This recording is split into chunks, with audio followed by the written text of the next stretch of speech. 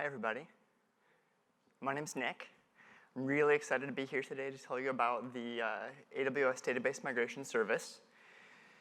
Before I get started with the slides, I want to give you a short background for context. When I began my time with Amazon, I actually started with the RDS service, Relational Database Service. Helped with initial launch, helped with adding features, more features. Every time we added new features, we would go and tell customers about it. For example, at the reInvent conference. Customers were really excited about all the features we were adding, and they would ask questions. We would answer them. We always had good answers, except there was always one question they would ask that I wasn't really satisfied with the answer. They would ask, okay, I love these new features, but how do I get my data into RDS? I have a production application, I have a lot of data, I don't want it to go down, how do I get it in?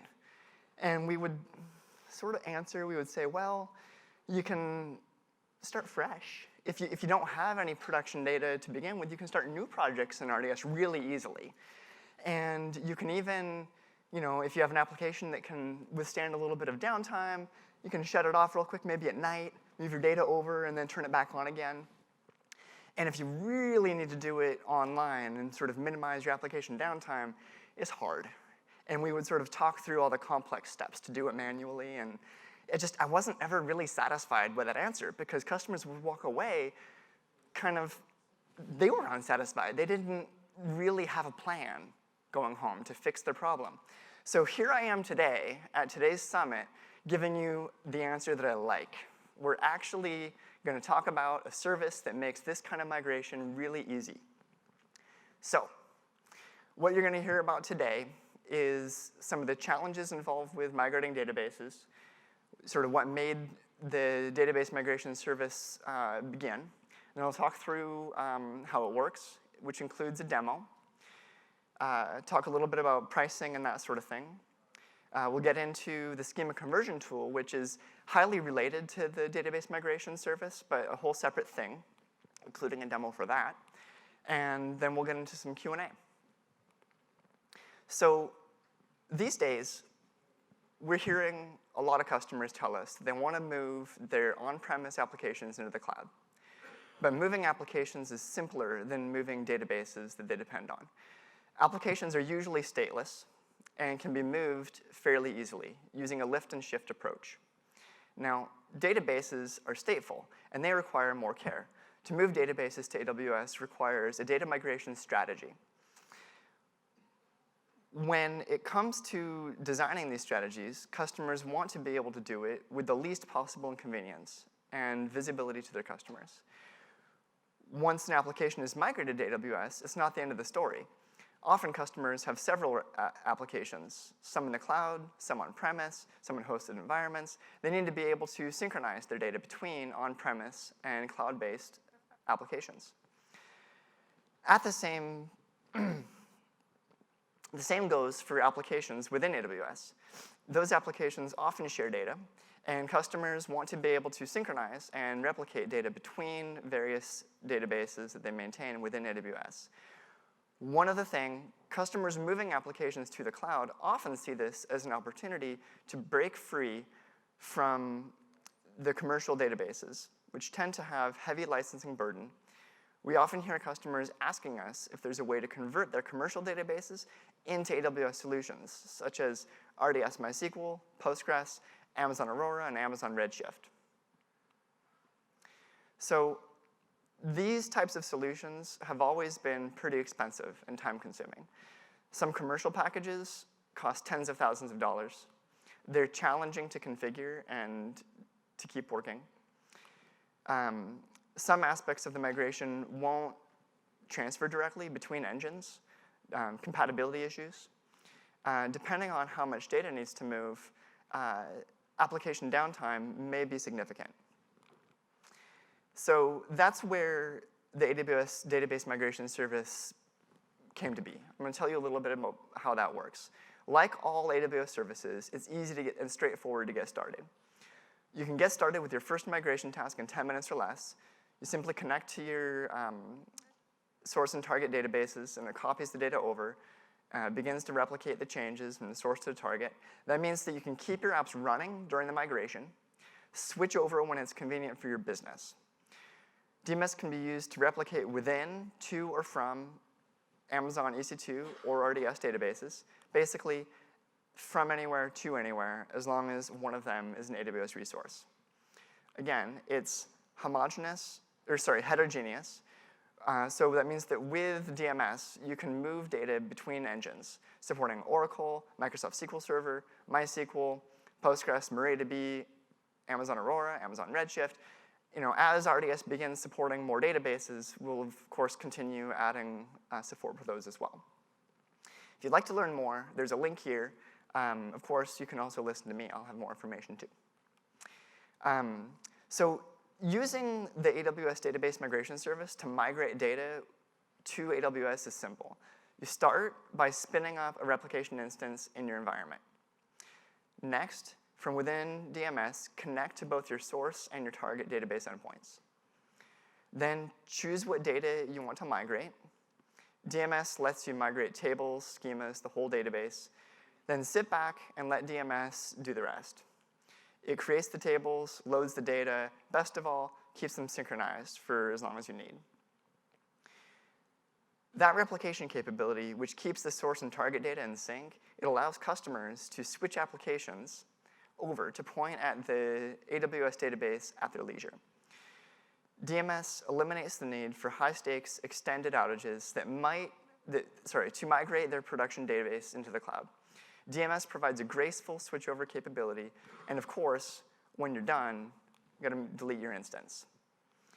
So at this point, I've told you a little bit about how it works. I wanted to show you a little demonstration of me using DMS to do a sample migration from one Oracle database to another. It's a videoed demo on the screen, and I'm just gonna talk you through it. So the first thing I did there is I went to the RDS section of the console, where I'm gonna show you that I have two Oracle databases set up. One of them is labeled source, and one of them is labeled target. Pretend like the source is your production database.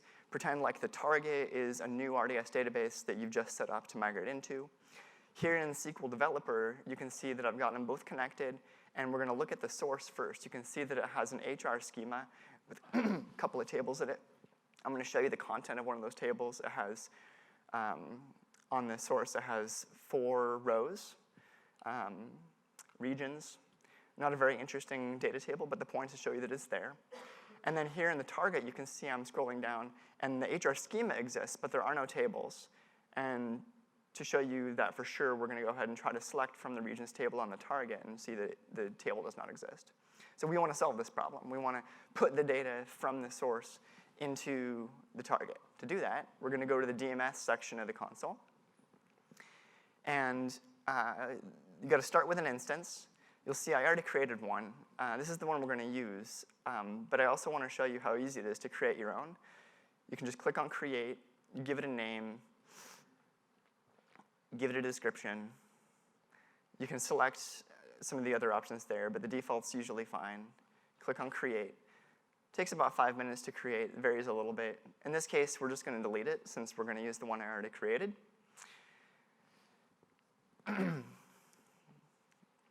Sometimes you have to refresh for the data to show.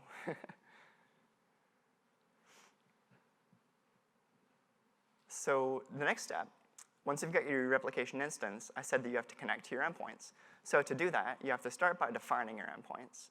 Here, this is really just duplicating metadata. You've got information about your databases that you know. You know what type of database it is. You know what the endpoint server name is. You know the port, username, password. You're just plugging in all this data in here. You can see me copy-pasting some of it. This series of steps is by no means creating a database.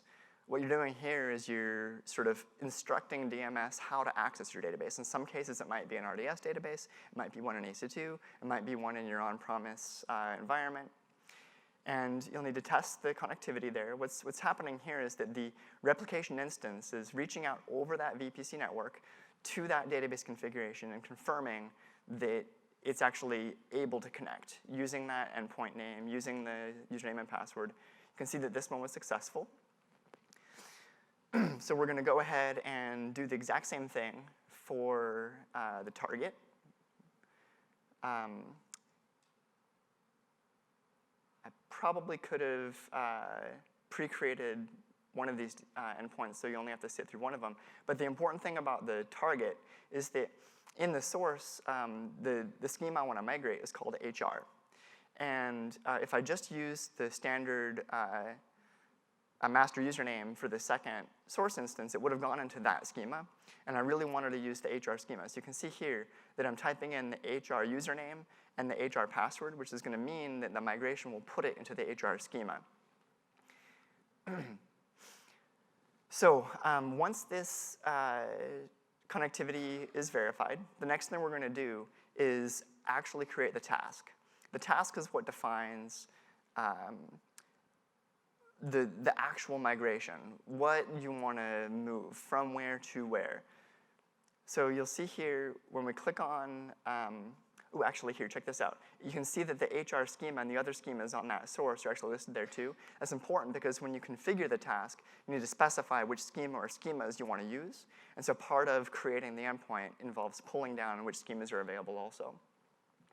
So here you'll see we're actually going through and creating the task. There's a lot of defaults on there because I only have one source, only one target, and only one instance. So let's just pick those for me. If you had more than one, you'd have to pick. I did select that I wanted to do ongoing replication and enable logging. Ongoing replication is really important because I talked a little bit about how you want to do the full load of your data and then be able to change your application to point at the target when it's convenient for your business. In the absence of ongoing replication, you would really only have what your database looked like several hours or days or weeks ago. With ongoing replication, it's actually going to be taking the transaction logs that are occurring on that source during the full load, and it's going to be applying them after the full load onto the target. So this process of creating and starting the replication task, it kind of looks like it's a while, but once it actually gets going, it's going to be reaching out to the Oracle database source, pulling out all the data as quickly as the database connection lets it. And for this particular migration, it's going to be a quick one. So you'll see that it'll move from running to loading complete pretty quickly. Once that happens, I'll give you a little preview of what I'm going to do on the next screen. I'm going to go back to Oracle SQL Developer and show that in addition to the source still having that table that we looked at with all the data in it, the target's going to have it too. And I'm even going to try putting some data into the source and showing that once committed, that'll show up in the target as well, allowing you to switch over at your leisure. So here we go. It looks like it finished. We're going to look at the stats. You'll see here it shows how many rows in each table got migrated. For each of those tables, there's information. And those are updated as you go. So if you had a very large migration, you could look at it sort of every hour, every day throughout the migration and see the progress. This here is more detailed logs, which are enabled by the Enable Logging button that I clicked at the beginning. It's always good to enable logs because you can see if there's any errors that occur, that kind of thing. Here, just to refresh your memory, I'm showing you what's there on the source. We're going to show again on the target now what actually is there. When you run that select, they're there. We're going to switch back to the source now. And we're going to insert a new row. We're going to insert the Chicago row. So when we select, you'll see that instead of 4 entries, there's going to be 5 regions. Now, it won't yet be on the target because it's transactionally consistent. It's not going to push the data to the target until after it's committed. So when you go back and you finally commit that transaction on the source, it does replicate, and you can see it'll be there on the target now. And of course, the same thing is true when you're deleting any transaction that's occurring. We're pretending to be the application right now, using the source database while the migration is still in progress. You'll see that deleting it, of course, removed it from the target as well. So you can actually go back to DMS now. You can see on the task stats when you refresh it, that the amount of sort of post-bulk load transactions are actually showed as part of those statistics. Some cases you have to refresh because it's not immediately consistent. It sort of is a little bit of an asynchronous process, but you'll see when I refresh it, there will be an entry under the delete column as well to show that one row was inserted and one row was deleted in that regions table. And this is, of course, a simple demo. If you had a real production application hitting your database, it would be a lot more going on. And it would be able to make you comfortable that all the data was being replicated from your source to your target and ready for the switchover. Now, at that point, once the switchover, once the data is all replicated, you would need to do a couple steps to actually switch your application over. It would involve briefly stopping the application or putting in sort of a read-only or a sort of a maintenance mode where it's not manipulating the database. And then you would sort of decommission or disable the source database and then bring up the application pointing at the target again. And your customers would be able to use it within seconds or minutes rather than weeks or months that data transfers can sometimes take.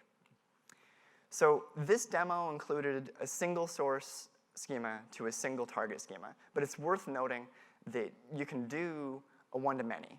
If, for example, you had a pretty heavily loaded source database that was doing a lot of different things for your business, and over time you realized that it was a little bit more heavily loaded than you want it to be. As part of this migration, you can take individual schemas or databases or tables or whatnot and move them into different targets. The opposite is true too. You can take multiple sources and combine them into the same target. For example, a lot of customers have been creating multiple MySQL databases because there are some limitations on how much storage can be included in a single RDS MySQL database. But then when they're ready to migrate into Aurora, you'll have a much larger storage limitation there, which allows you to save a lot of money here. If you're going to be migrating some MySQL databases that that are sort of less heavily loaded on the transaction perspective, you can load them into a single Aurora database that can sustain all of that load from all those applications. The other thing is that you don't have to take everything. For some migrations, you will want it all. But in others, you'll want a subset or even just a portion of some of the tables. Like in this case, you can even do some filtering rules to limit which portion of the table you're going to take. There might even be cases where there are tables you don't want at all. They can be easily excluded. On the task, it went through a little bit quickly when we were looking at the demo, but if you look at the task details, there's a section where you set up migration settings, and there's some JSON that sort of describes which schemas, which tables are included or excluded, and we did a really simple setting on that demo, which was the HR schema, all tables, but you can do any configuration to pull just what you want out. So again, this demo was a homogeneous demo. I showed Oracle to Oracle. That's the simplest to understand migration, and it is, of course, supported. Now, replications can also be heterogeneous from one database engine to another. We'll get into a little bit more detail on how that works later on. So with the AWS Database Migration Service, you pay for the migration instance that moves your data from your source database to your target database. That's the thing that we created at the very beginning of the demo. It runs on EC2. It requires some compute resource. That's the cost that you're paying for on an hourly basis. The endpoint metadata to describe your database does not carry an additional cost. But of course, the database itself, if it's running in RDS or EC2, that would be, of course, its own cost. The AWS Database Migration Service currently supports the T2 and the C4 instance classes. T2 instances are a low-cost standard instance designed to provide a baseline level of CPU performance with the ability to burst above the baseline. They're suitable for developing, configuring, testing, your database migration process, and for periodic data migration tasks that can benefit from the CPU burst capacity. Now, the C4 are designed for delivering the highest level of processor performance. They achieve significantly higher packet per second performance, lower network jitter, lower network latency. You should use C4 instances for migrating large databases when you're looking to minimize the migration time. Each database migration instance comes included with some storage that's sufficient to migrate for the migration needs of the engine, swap space, logs, et cetera. This is attached to the instance and used to store that data.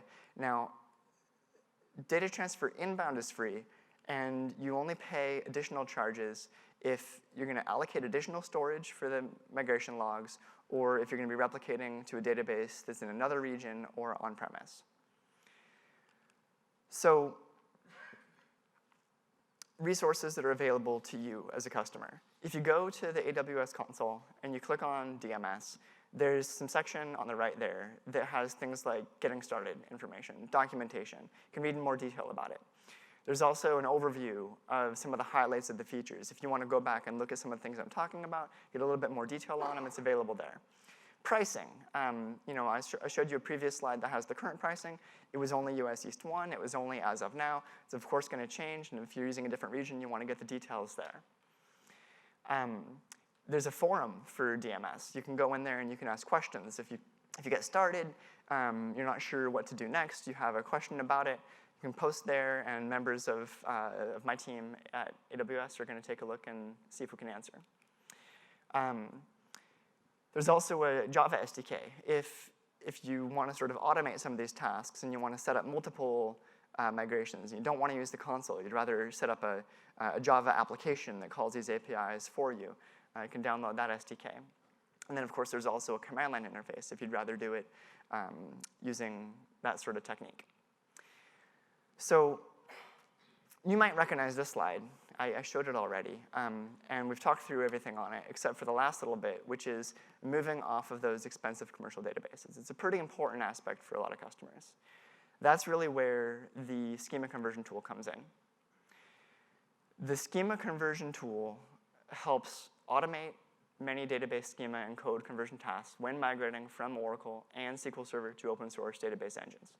Just read that, but it's really important.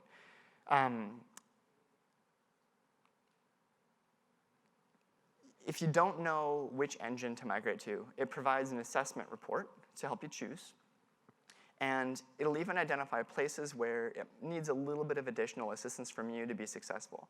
There's some cases where a feature on your source database may not be fully supported by the target database that you've chosen, and it'll sometimes give sort of a suggestion for what it recommends you do.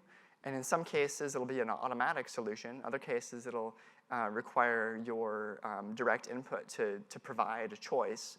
And it, of course, evolves over time. It'll be doing a better job as time goes on.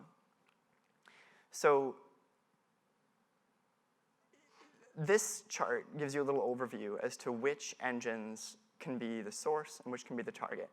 I'm not going to read through in detail, but the overall view is sort of described by the picture. It helps to migrate from the expensive enterprise engines to the open source and Amazon-provided engines.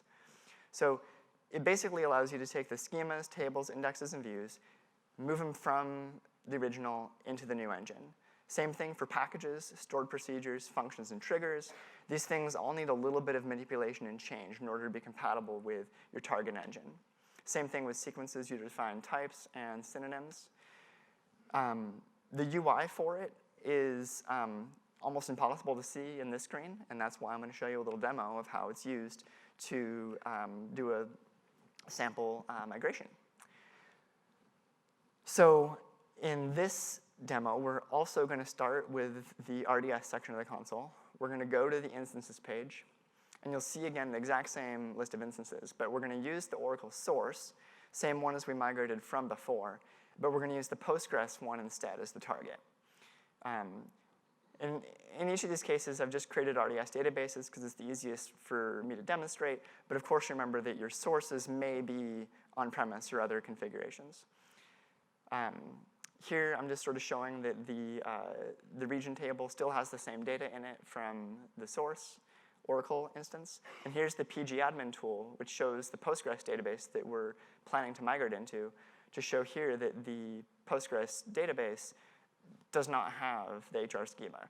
That's where we'd like to put it. So to do that, we're going to open up the AWS schema conversion tool. And there's a little getting started wizard here where you just sort of name your project. You select information about your source database. So I've already run this once before recording the demo. It's just got all the Oracle source information in there. We're going to type in that password. And what it does is it first gets the schemas. And you can see the HR schema, the one that we migrated before, is on that list. So we'll do the same thing here. We're going to select HR. And the next thing it's going to do here is build an assessment report. It sort of shows you what you're going to have to do. So for Amazon Aurora, there's assessment number 1. It shows you sort of which things are going to need attention. And then for Postgres, there's another assessment, different things. They have different levels of compatibility with the Oracle engine. So in this demo, I'll be using the Postgres one, which means that in the schema conversion tool, when it asks me about the target, I select that it's going to be Postgres, type in that information about my RDS Postgres instance, and we say OK.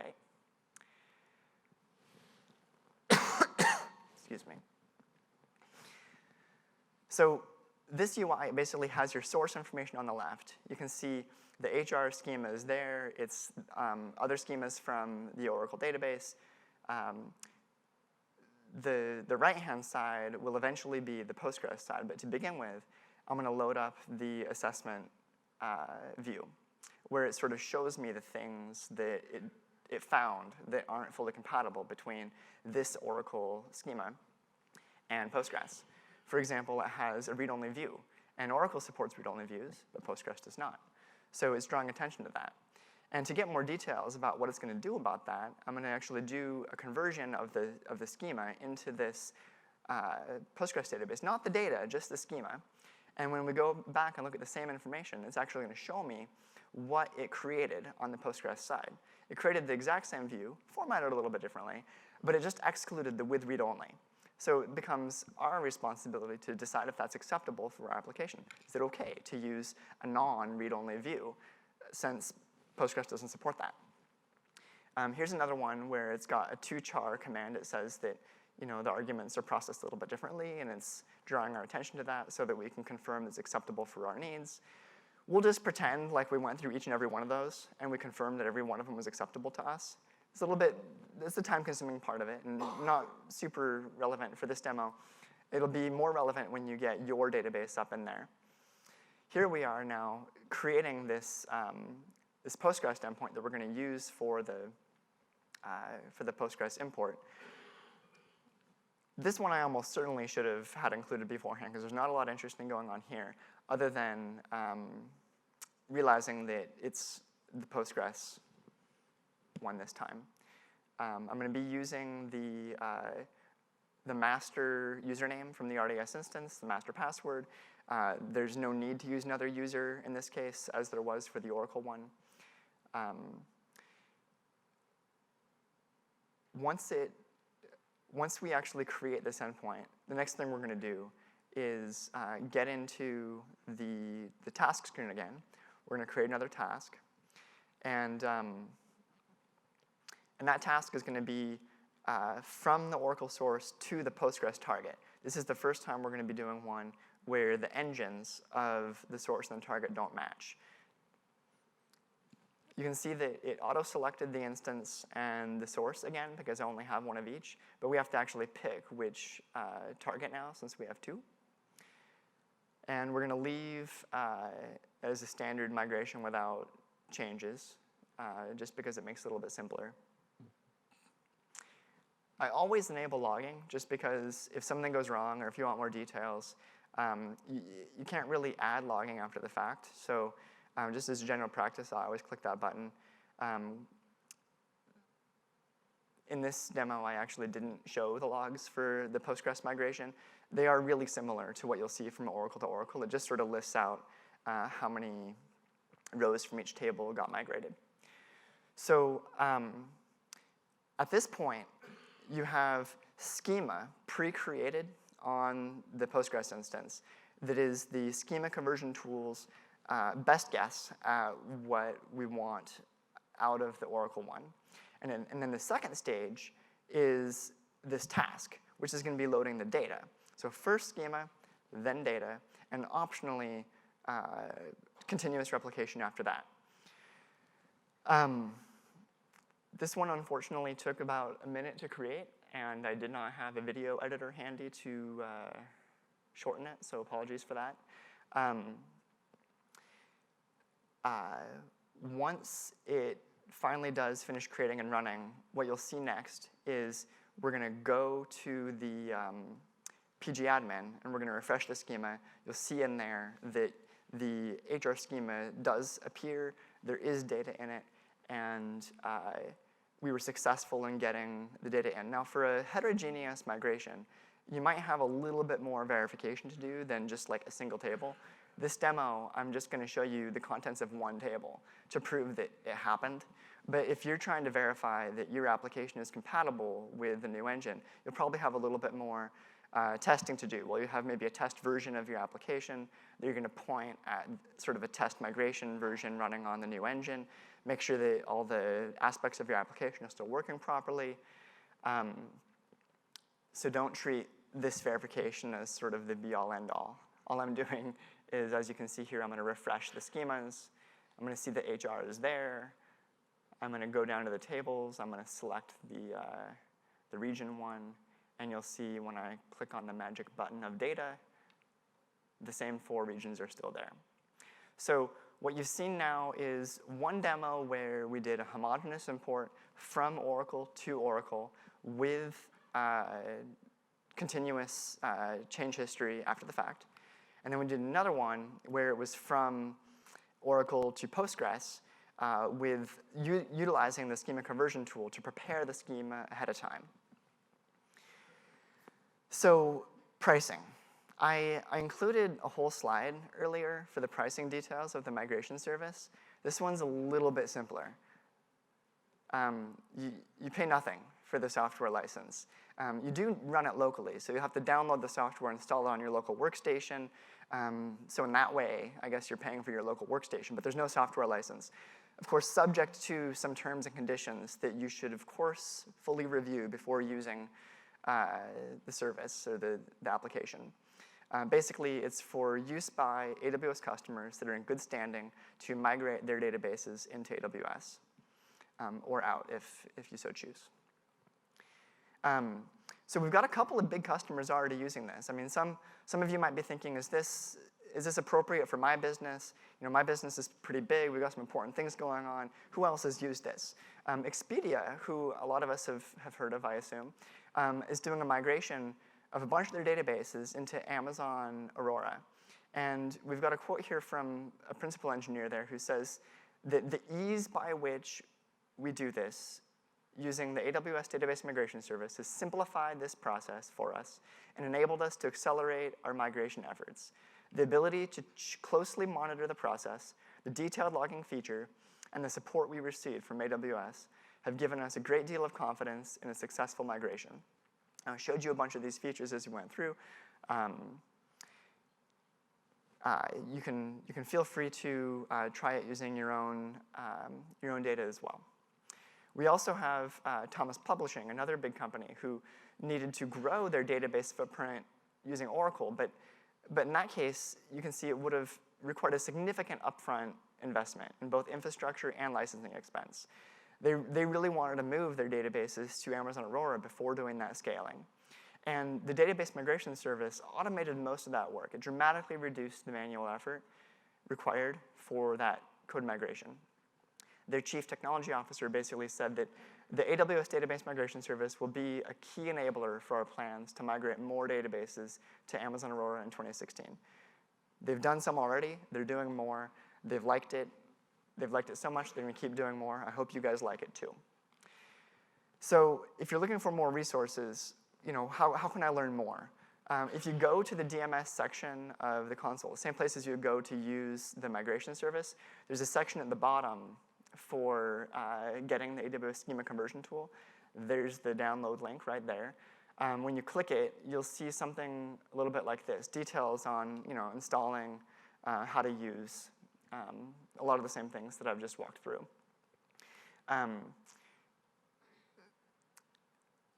It has its own forum also, if you need to ask any questions about it, separate from DMS, it's sort of keep those separate. Now, if any of what I've talked about so far ends up being a little bit more than you want to take on alone, you need a little bit of help, we have several migration partners who can help you out. This list is also available on our website. If you go to the DMS section of the console, there's a link at the top that says Partners, and these guys have a lot of experience doing some of these more complex migrations in situations that are sort of beyond what you want to take on your own. So you leave here, you open up your laptop, or maybe you go all the way home and get to your sort of workstation at the office. You want to do this. You want to try this out. What do? Well, you first go to the DMS section of the console. It's right there. It's the bottom link in the database section. If you want to download the schema conversion tool, you do that if you were going to be doing a heterogeneous migration, not necessary if you're doing the same engines. You can then just click on the Getting Started section of the console. The Getting Started wizard includes sort of more of a step-by-step wizard-like approach than the demo that I gave. You might prefer that, or of course the instance, endpoint, and task user interface is also available as I demonstrated in my video.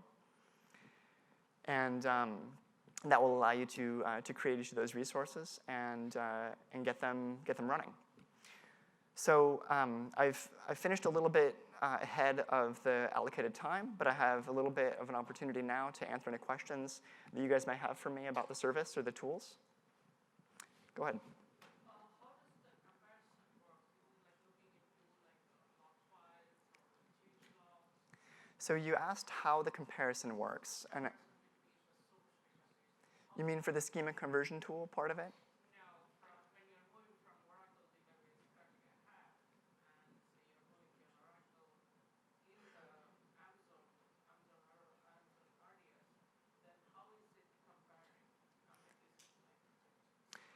So you're talking about a homogeneous import where you're doing from Oracle to Oracle, and how is it comparing?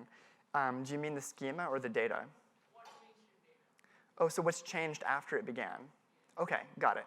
So, so the initial part, the bulk load, is pretty straightforward. It's using effectively selects and inserts to get the data in the bulk load portion of the process. And from the moment that bulk load begins, it's using what we call change data capture, which utilizes a little bit different techniques depending on the source database, but commonly known as transaction logs.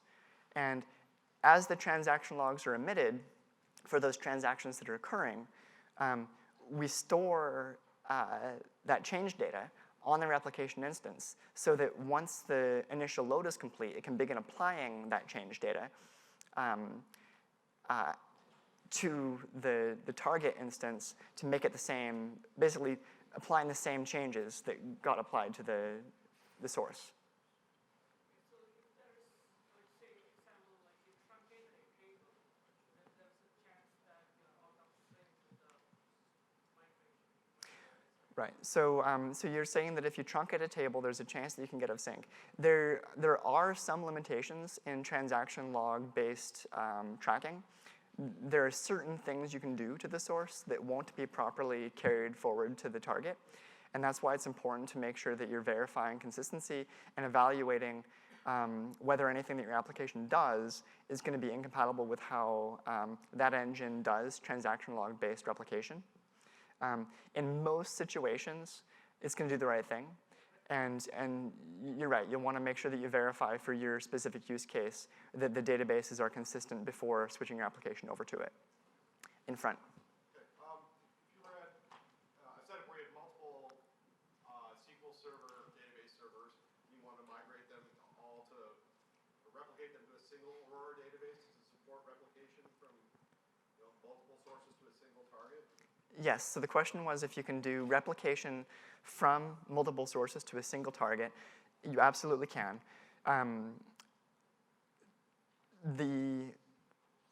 Do you mean for a migration or for ongoing sort of keeping things in sync? For ongoing keeping things in Right. sync. So ongoing replication is something that a lot of customers are asking for. The software does support that.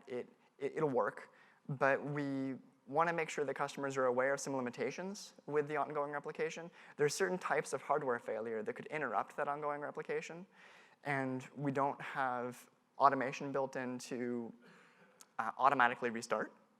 So if the ongoing replication is sort of for a dev test kind of situation, great, try it, it'll work. But it's not something that at this point we're recommending as a supported use case. We are, of course, hearing from a lot of customers that they want it, and so we're definitely looking at ways to make that supported. On the side? How would you, is there a way, let's say we're doing the replication from the source on our data center to Aurora, but then we're doing a migration to AWS, but then we want to bring up the system in AWS and actually test it. Is there an easier way to say, hey, get everything synchronized, break it, take a snapshot, let the application hit it in Amazon, rewrite, whatever, and then flash it back to the point in time and let the syncing occur, or do we have to start over again? I believe that once you start taking writes on the target database, you can't rely on the replication from the source to be accurately keeping things up to date anymore. You would want the verification to be a read-only verification, or you would want to be prepared to do it again if you're going to be making changes to it that you're prepared to throw out. Do you recommend do it, stop it, let you do your testing at AWS, and then replicate again for your real go live? Each test is going to be a little bit different based on the needs of this specific application. In some cases, you can test it read-only and make sure that everything is showing up, and that does not require any going back, and just keep on taking the changes while you test it in read-only mode. But as soon as you start taking writes to that target database in AWS, you cannot be sure that writes from the original one won't conflict, especially when you have primary keys and sequences and all that kind of thing. You can have conflicting data that came from your real application and your test application pointed at the same database. Well, I guess not really the same database, but it effectively is, right? I mean, you have your real application pointing at your original database, which is replicating through to your target at the same time as you're testing your target. So any inserts or updates that occur from either of those applications are going to both affect the target, and they might not be compatible changes. So I think that if you were going to do it in that mode, you would want to do sort of a test version of your application against the AWS version. And if it's making any changes, you would want to go back. There might be some tricks to improve that situation a little bit. If you wanted to avoid doing two bulk loads, you might be able to do something like take a snapshot of the RDS instance before doing the test. And then there is actually a mode where you can start up a task in ongoing replication only, where you have it pick up the ongoing replication at the point in time before you started doing any of your testing. That'd be something you'd want to try out and verify, though. I haven't actually tried that. Shut it down, take a snapshot, Yeah. whatever you want, bring it back. So Right. Because yes, you can take a snapshot of the RDS database. You can restore to that snapshot, and then on the restored instance, you can create another task that just only does the replication. On that drop-down list, when I was creating the task, there was one option for data only. There's another option for data only, but followed by ongoing replication. And the third option was ongoing replication only. So in the case that you're describing, you would create a second task that was ongoing replication only, and you would apply just the replication to a snapshot, a restored snapshot of the initial bulk load. Question from you.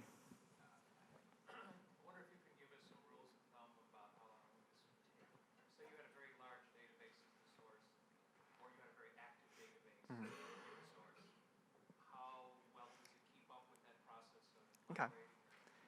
Great. So the question basically is about, for large databases, what's the performance like? How long does it take? And what about, how well does it keep up? The data transfer can be heavily dependent on the source. If you're doing from your own data center into AWS, then the speed of that link is going to be the real deciding factor. It's basically just reaching out to each database and executing SQL on both. So the speed that you can transfer the data, figure out how many gigabytes you have, how many terabytes you have, figure out the link speed, and you can do the math to figure out how long. We don't recommend going above several terabytes because it starts to take longer than a couple of weeks. And that is sort of longer than you can reliably want to wait for. We're starting to look at some ways to support even larger imports, but I don't have much to share on that right now. As far as the keeping up on the transactions, it's totally possible to create a workload that is sufficiently heavy on your source that cannot be kept up with on your target. That's especially going to be true if the target database is using a small, limited instance type. Like, for example, if you were using a very large source and like a micro target, then it's highly likely that you can generate a sufficient load on that target that it can't keep up on the source. Even if you had equivalent size, it's probably still possible, actually, to generate loads that won't work. It's worth trying.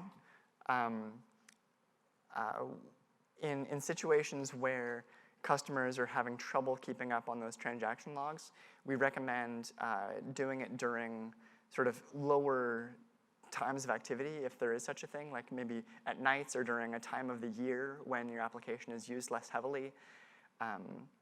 It's also possible sometimes to do one piece at a time, like have only one database or one schema from the source being replicated out, so that you can keep up more easily, where that source is doing a lot more than their application has to be able to withstand.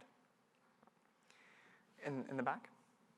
Just a little more detail on those transaction logs. With Oracle specifically, are you talking about redo logs that the database is generating, or are you tracking them with, like a table behind it? It uses Oracle redo logs. There's a little bit of a trick for Oracle, though. You have to turn on supplemental logging.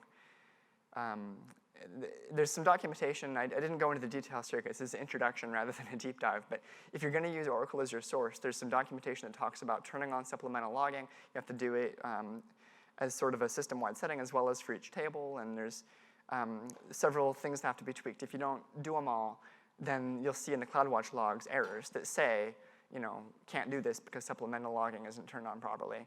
And keep on searching for why until you fix it, and then those logs will not have any errors in them anymore. I made it look easy because I did all the versions where I hit those errors before I started recording. So there's some sort of agent or something that has to have access to your server? Well, so when you provide a username and password for your endpoint, that username and password needs to be able to access that data. So the transaction logs that are being generated on that Oracle source can be retrieved by that user. They're pulled into that replication instance. They're stored locally until it's time for them to be applied. On the aisle here.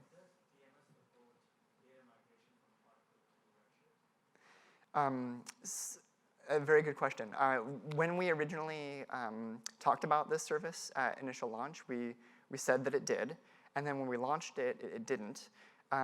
We are hearing from a lot of customers how important that is, and I included it in this demo, in these slides, because we're working really hard to make that true. And although if you go to the web right now and try, it's not there, stay tuned. Coming soon. The question was if you can migrate into Redshift. It's something that we realize from a lot of customers how important it is. It's just a little bit more complicated than the rest of them because there's the need to use S3 buckets for the Redshift copy command, which is a little bit more complicated than just giving it a username and password. So there's a little bit more to make that work, and coming soon.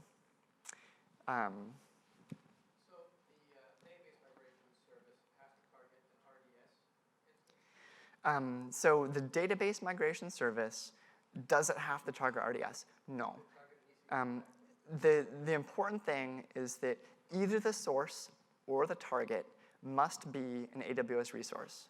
So you can go from on-premise into EC2, from on-premise into RDS, from EC2 into on-premise, from RDS into on-premise, from EC2 into RDS. As long as one of the pieces is AWS, then everything's fine. If you try to use it for two on-premise, I believe the replication software will not do it because it's a violation of the agreement. But it can be an EC2 backed database of those flavors. Right. What sort of security features are built into it? Like, is it encrypted when it's coupling the data from the source? So DMS only runs within virtual private cloud, which encourages customers to think carefully about the network connections and permissions and settings before running it. We take security very seriously and are working hard to improve it even more. But the default connections are not encrypted. The SSL database connections, I think you can, in some cases, do it. Like, for example, if you use an Oracle database with the enhanced security turned on and you require SSL, I think that'll work. But since it's not a supported option for each of the database engines, we don't yet talk about it as an officially supported feature. We really encourage customers to be thinking about their VPC network settings at this point before running the conversion. On the corner? A rather specific question.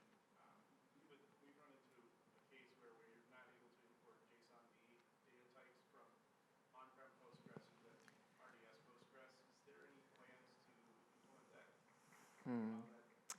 So that's a really specific question, asking about JSON-B imports, and that's I unfortunately don't know.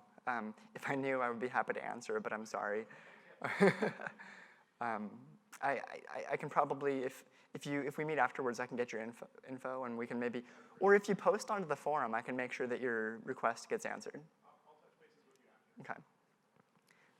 So, you said that you could bring in some data and not bring in other things with the migration. Can you go, like, what kind of filtering can you do? Like, certain tables, or is it filter by certain columns, or? So the filtering is always evolving. The initial version did not have filtering, where it was sort of, all or none by default. We're continuing to make it easier and easier to select a subset of schemas, a subset of tables within the schemas, include and exclude columns within a table. Some of these things may or may not be exposed in in the user interface at this point, but we're continuing to improve the documentation on how to do these things manually as we simultaneously improve the user interface to expose that functionality more easily. And towards the back. I'm sorry, go ahead. I have a large database ranging from on-prem to AWS, preferably all MySQL. It's like 10 terabytes, 10,000 tables. So can I do it in one shot? How long will it take, or should I go schema by schema? So the question is, if you have a very large database on the order of 10 terabytes, and you'd like to move it into RDS, maybe MySQL or Aurora, can you do it in one shot? At that size, it's a little bit larger than we would recommend doing in one shot. I don't remember the exact number for what we would recommend, but it's in the handful of terabytes, maybe 3 to 6. I'd have to look it up to be sure. 10 is definitely more than we'd recommend. So if there's a way for you to do it in phases, you can set up individual tasks to do each one, and you can run them either concurrently or one after the other. If you do them concurrently, it's probably going to take just as long as if you did it all at once. So you'd probably want to do them one after the other.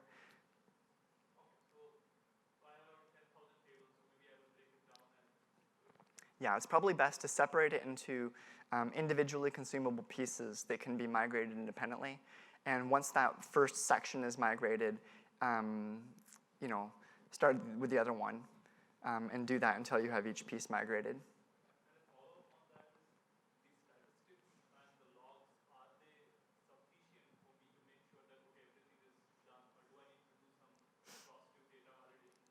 So the question is if the statistics are sufficient to verify that everything is done. I would treat them more as a guide.